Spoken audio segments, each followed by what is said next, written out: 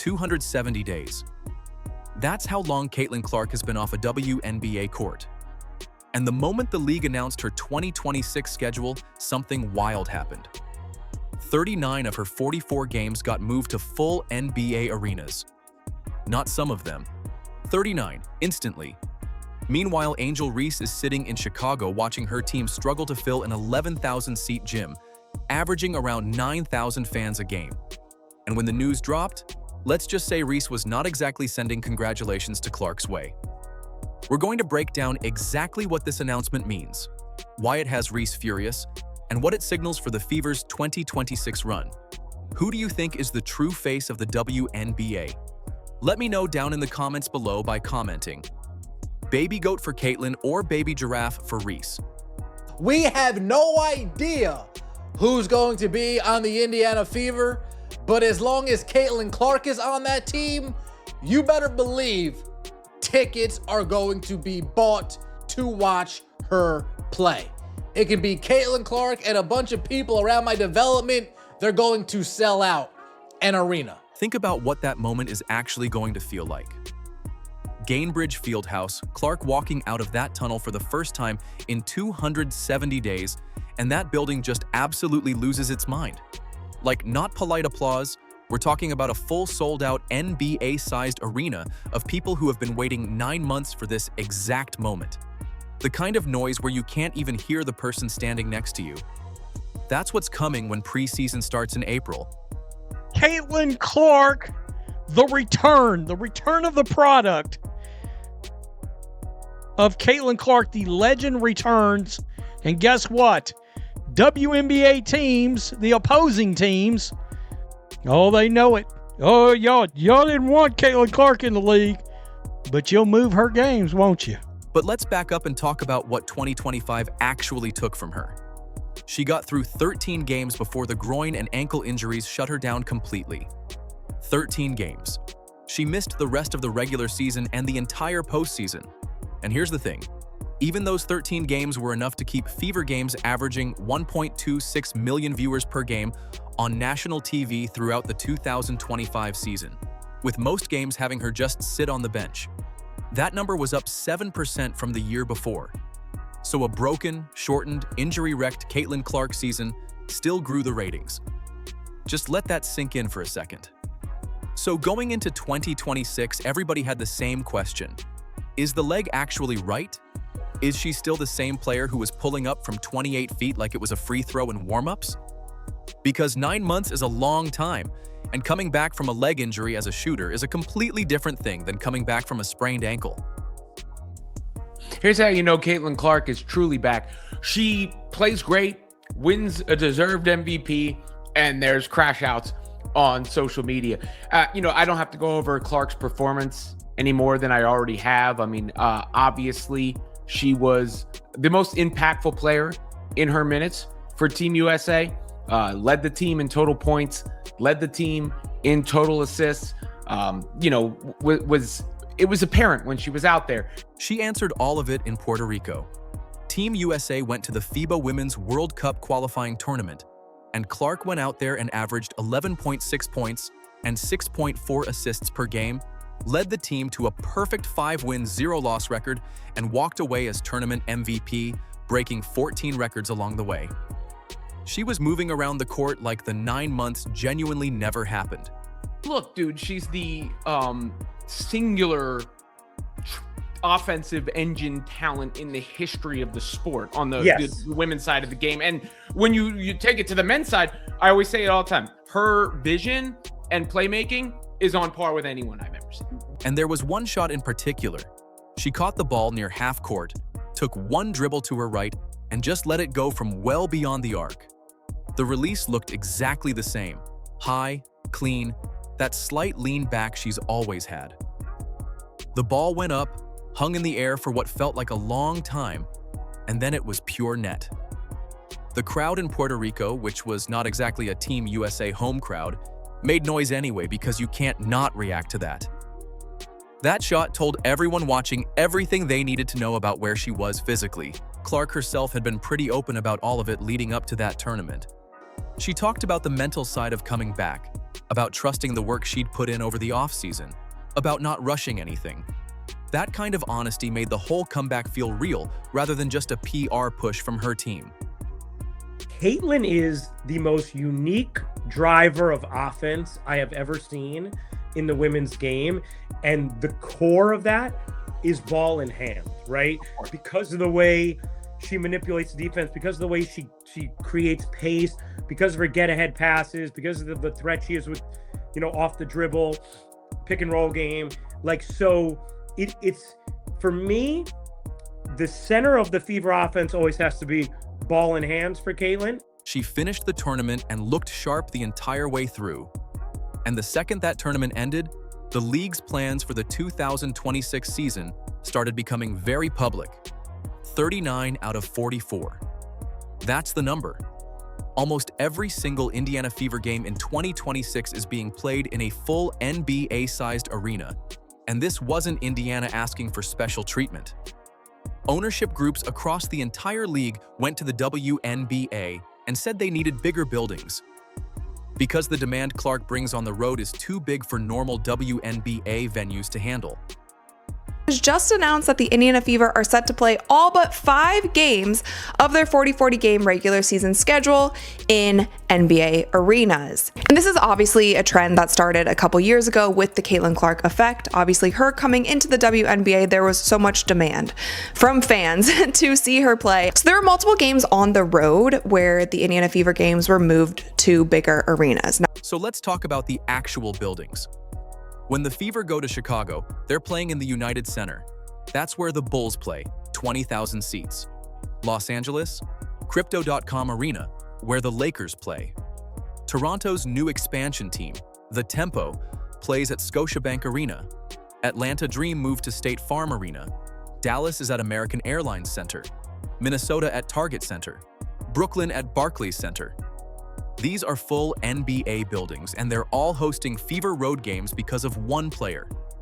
The Toronto situation is probably the wildest example of all this. The Tempo is a brand new expansion franchise. They don't even have their full roster set yet. And when they put Fever tickets on sale at Scotiabank Arena, 18,000 tickets sold in hours. The cheapest upper bowl seat was $150. Lower bowl seats were going for $400 to $700. For a team that didn't exist a year ago, selling out because Caitlin Clark is coming to town? That's not normal. The Indiana Fever Toronto Tempo WNBA game for mid-August at Scotiabank Arena is nearly sold out. In August, they sold 18,000 tickets in a few hours. Damn. Guys, we've been waiting for this. Finally! Yeah, we have been waiting for this. The Caitlin Clark effect, no other comparison in North American sports. And there's real money behind all of these moves. The new CBA lets players earn up to 20% of gross revenue. So when you take a game from a 10,000-seat arena and move it to a 20,000-seat NBA building and sell every seat, that's a completely different financial equation for everybody. The home team, the visiting players, the league itself. Every sellout in one of these buildings goes directly into player earnings in a way that just didn't exist before. The league also just signed a $2.2 billion media rights deal. That's 4 times what the previous deal was worth. And Clark's drawing power was a core part of what they pitched to those networks. Networks don't pay 4 times the old rate for the same product. They pay it because the audience genuinely grew, and they know who drove that growth. Our games against the Dream on June 20th and August 16th have been moved to State Farm Arena, the Caitlin Clark effect. They're going to Atlanta twice this year. Both times, they're going to be in the big arena. Not one time, both times. The Caitlin Clark stimulus package. She boosts economies. Not only is State Farm, the Dream, gonna make a nice lump of money off this, Olympic Park, the whole entire area surrounding the State Farm Arena, the hotels, restaurants, bars, you name it. So when Clark walks into the United Center, where the Chicago Sky will play when Caitlin is in town, it's not really a road game. half that building is wearing Fever gear. The TV production in these venues is bigger, the ticket prices are higher, and the atmosphere is just on a different level than a standard WNBA arena. She didn't just fill seats, she made the league's existing infrastructure feel small. Every other player in the league benefits from this too. Every time Clark walks into one of these buildings and sells it out, that revenue flows back through the system. Caitlin Clark brings money to the area when she comes to town. Fans know the deal. The scheduling conflict strikes again. And then there's Chicago. 6 games in an NBA arena. 6 games. That's what Chicago is getting in 2026. 6 NBA arena games out of a full 44-game season. And 2 of those 6 only exist because Caitlin Clark is coming to town. Let's talk about what the Sky are actually working with here. Their home arena holds 11,000 people. That's already smaller than every NBA building in the league. And on a normal night in 2026, they're averaging around 9,000 fans per game. So right now, on a typical Chicago Sky home game, roughly 2,000 seats are just sitting empty in an 11,000-seat gym. The league knows it, ownership knows it, and the numbers make it impossible to spin any other way. Sorry, young lady. Nobody knows who you are. Nobody would be watching the WNBA additionally for you. This is all about Caitlin Clark. Caitlin Clark is bringing the money to the game, the planes to the game, the TV viewership. The WNBA is on fire because of Caitlin Clark. So when the schedule came out and Chicago got 6 NBA arena dates, everybody did the math pretty fast. 2 of them are against Indiana, meaning the only reason the Chicago Sky get to play in a bigger building twice is because Caitlin Clark is visiting. The arena upgrade isn't for the Sky, it's for Clark's fans who are coming to watch Clark play. Angel Reese is now quoted as saying, "I'll look back in 20 years and be like, yeah, the reason why we're watching women's basketball is not just because of one person." She refuses to say Caitlin Clark's name. It's because of me too, and I want you to realize that. And Angel Reese has spent the last 2 years telling anyone who will listen that she is the face of the WNBA. She's compared herself to Michael Jordan. She's talked about how people tune in specifically for her and how she's a co-driver of the league's growth. But the schedule is public information. You can't argue with 6 games versus 39. That's not the booking of the face of the league. That's the booking of a player whose team is drawing below capacity in a building that seats 11,000 people. The gap on the court isn't any smaller either. Clark's rookie WNBA season alone produced 62 broken records. 62. She was putting up 20-point games with 10 assists while defenders were draped all over her from the opening tip. She was running the offense, creating for teammates, and hitting shots from ranges that most guards don't even attempt. That's what was filling buildings and moving TV ratings. One thing is very clear. The Indiana Fever is America's team. And boy, the haters, by the time this season is over, their heads are going to have exploded already. They're going to be so angry by the end of this WNBA season. I mean, it's going to be hilarious watching the daily meltdown. Reese's rebounding numbers from that same stretch were real. Nobody is taking that away from her. She went out and competed every night, but the league was not moving games to 20,000-seat NBA arenas because someone was pulling down offensive boards. A lot of those offensive rebounds, by the way, came off her own missed shots. That's not a knock. That's just what the efficiency numbers show. So on the court, Clark is breaking records and rewriting what a rookie WNBA season can look like. Off the court, she's forcing ownership groups across the entire country to find bigger buildings. And in Chicago, Reese is playing in a gym that can't even sell out its own seats on a regular Tuesday night. The brands were watching all of this very closely. Caitlin Clark is going to spend all of next season playing in NBA arenas. We've got rival fans being furious that, Caitlin Clark is that she's getting new arenas, getting moved to new arenas. You've got people saying that they're pushing the Fever. Why are they pushing the Fever? The brands didn't need a long meeting to figure this out. Nike gave Clark a signature shoe line, not an endorsement deal where she wears their stuff and smiles for a camera, a full signature line, the kind Nike has handed to maybe a handful of women in the history of basketball. They are treating this like a decades-long investment, the same way they think about their biggest names. And that's just the shoe.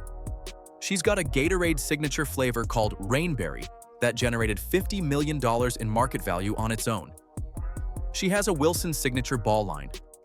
She's got a State Farm deal where she shows up in national commercials alongside Jake from State Farm as an actual recurring character.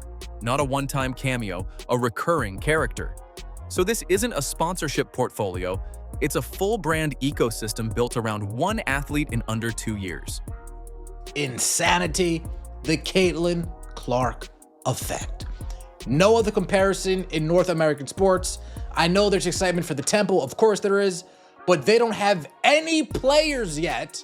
Clark is box office triple platinum. Reese went with Reebok, and when that shoe launched, there was real energy around it. Marketing push, social media buzz, people talking about it. But then the sell-through numbers came in. Product was sitting on shelves longer than anyone on her team wanted. The momentum that looked so strong online didn't convert into people actually buying the shoe at the rate they needed.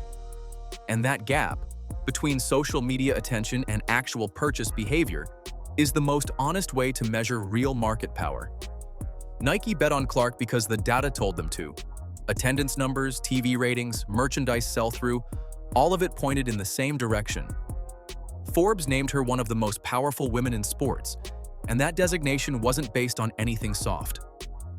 It was based on the actual economic footprint she built across multiple brands, multiple sports, and multiple demographics in less than 2 years as a professional.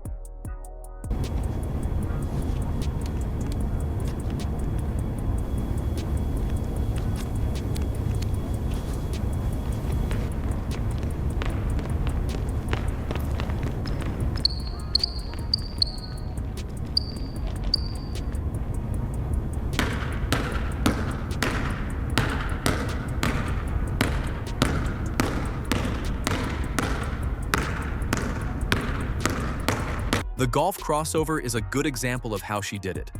She partnered with the LPGA, started showing up at tour events, did a Prada campaign.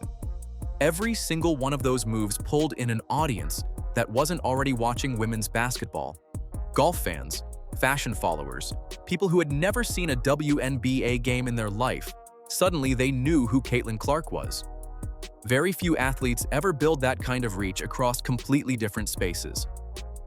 And that's exactly what the league used when it was sitting across the table negotiating that $2.2 billion media rights deal.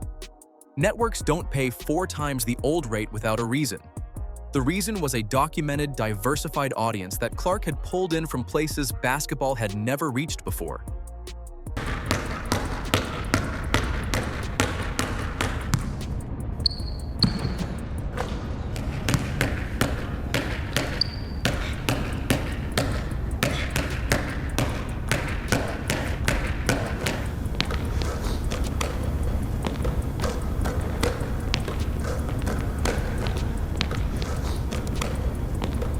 Reese built her brand around her personality and her social media presence, and those are genuinely real assets. But the market rewards on-court production first, and then everything else follows. Clark was breaking records on the floor, and the brands just followed the numbers straight to her door. People in league circles started calling her a walking GDP boost. And honestly, when you stack the arena data next to the media rights number, it stops sounding like an exaggeration. Clark coming back healthy is the starting point, but the fever didn't just wait around for her to return. Aaliyah Boston, Kelsey Mitchell, Sophie Cunningham, and Lexi Hull kept this team competitive after Clark went down. They pushed Indiana to the semifinals in 2025 without their best player. That's not a fluke. That's a real roster.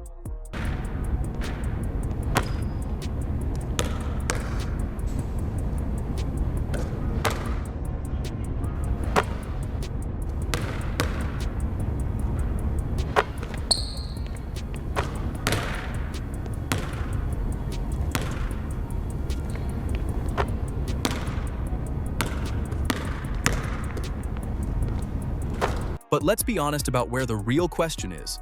It's not whether Indiana has enough talent around her. It's whether Clark can actually stay healthy for a full 44-game season. Because the Fever with Clark for 44 games is a completely different team than the one that only had her for 13. The Puerto Rico tournament gave everyone confidence, but a 5-game qualifying tournament and a full WNBA season are two very different things physically. And those 39 NBA arena games are not going to make it easier on her body either. Playing in front of 18,000 to 20,000 people every single night in buildings that are louder and more intense than a normal WNBA venue, that's a pressure test on top of a pressure test. Every game feels like a playoff game when the building is that full and that loud.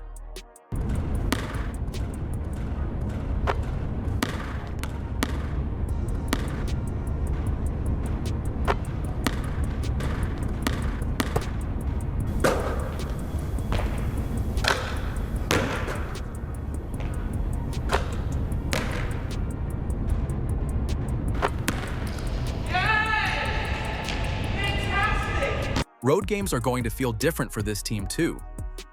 When Clark walks into Crypto.com Arena or Scotiabank Arena, those buildings are packed with Fever fans who bought tickets specifically to watch her play. That flips the whole home court advantage thing on its head. Indiana could be the road team on paper and still have half the building cheering for them. Clark's leadership through the injury matters here too. She was transparent the whole way through, kept crediting Boston and Mitchell publicly for keeping the team alive, never made it about herself.